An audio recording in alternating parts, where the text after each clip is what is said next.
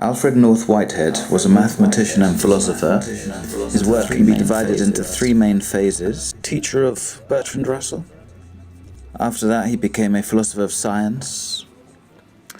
And due to what he believed to be the failure of the scientific paradigm, he developed lastly his metaphysics.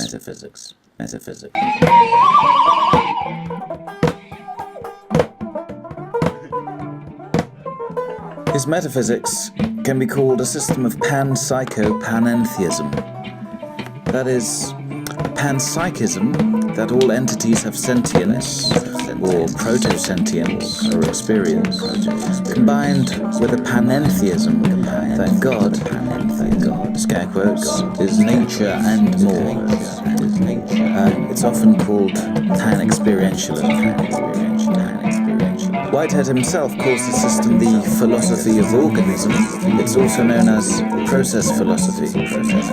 Why? Because every entity is an organism, which is encapsulated in his sentence, quote, "Biology is the study of the larger organisms, whereas physics is the study of the smaller organisms." It's known as process philosophy because in actuality there are no static substances but only events, occasions, processes.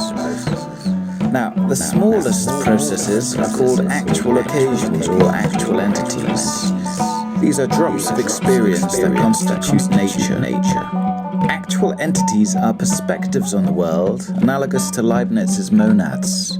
They are transitory, they become and they perish. The process of an actual entity is called a concrescence. That involves an initial subjective aim to create that actual entity, apprehension of other actual entities, a subjective aim that conduces a decision, and a satisfaction that completes the process.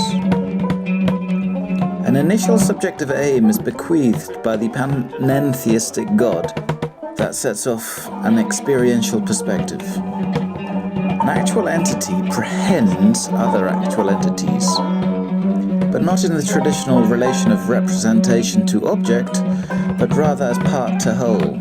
That is to say, the prehension of an actual entity is the actual inclusion of that entity within itself. This fusion he calls vectoring. There is no absolute subject-object dichotomy. The type of qualia that an actual entity employs for its prehension is called an eternal object. These eternal objects are metaphysical, pure potentials and subsist within the realm of God. Prehensions can be positive or negative, physical or conceptual. Positive prehensions are of what is included within the actual entity. Negative prehensions reject entities and concepts for inclusion. Physical prehensions are of other actual entities. Conceptual prehensions are of eternal objects alone. There are also impure and hybrid prehensions, which are combinations of the above. An actual entity is determined by past prehensions, but is also to varying extents self-determined through its subjective aim that strives for experiential aesthetic intensity.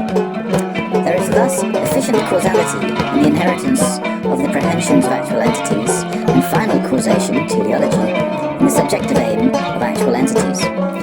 Actual entities in aggregate are called nexus, and if the nexus share a common characteristic, they are called societies. An electron is an example of a society, as is an atom, molecule, and a crystal. Whitehead adopts a dual aspect theory whereby external appearance correlates to internal experience. What are traditionally named organisms are complex societies. These high-grade societies transmute a plurality of incoming prehensions into an abstracted unity for ease of comprehension. Common human self-perception is an example thereof. There are two main species of human perception. Perception in the mode of causal efficacy and perception in the mode of presentational immediacy. Perception in the mode of presentational immediacy is commonly identified with all perception being that of the five senses. Perception in the mode of causal efficacy is the less distinct yet more ubiquitous internal experience of the actions and experiences of the past and concurrent surroundings flowing into the present. Now, God is vital for the operation of Whitehead's system. He has two natures, the primordial and the consequent.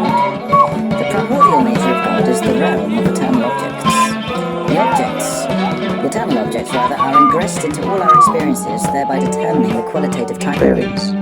The consequent nature of God is the pantheistic unity of all experiences drawn into one higher consciousness, somewhat analogous to Fechner's God. The primordial nature of God is unconscious, the consequent nature of God is conscious.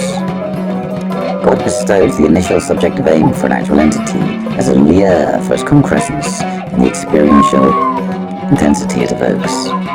It is God's purpose to enjoy the experiential intensities he provokes. Now, God is not omnipotent, as actual entities and their societies have their own teleology. God is not omniscient, because the future does not yet exist, because novelty emerges from actualities via their subjective aim and the infinity of internal objects.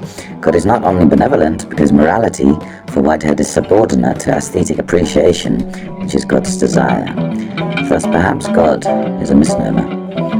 Above God and actual entities, the third main principle of Whitehead's cosmology is creativity. God conditions creativity, but it is beyond his control. All but the primordial nature of God is subject to flux, to process, to novelty, to creativity. Matter evolves as well as organisms. The laws of nature change. Even the three dimensions of our extensive epoch will pass into history, and in its place a cosmos of unimaginable difference will arise.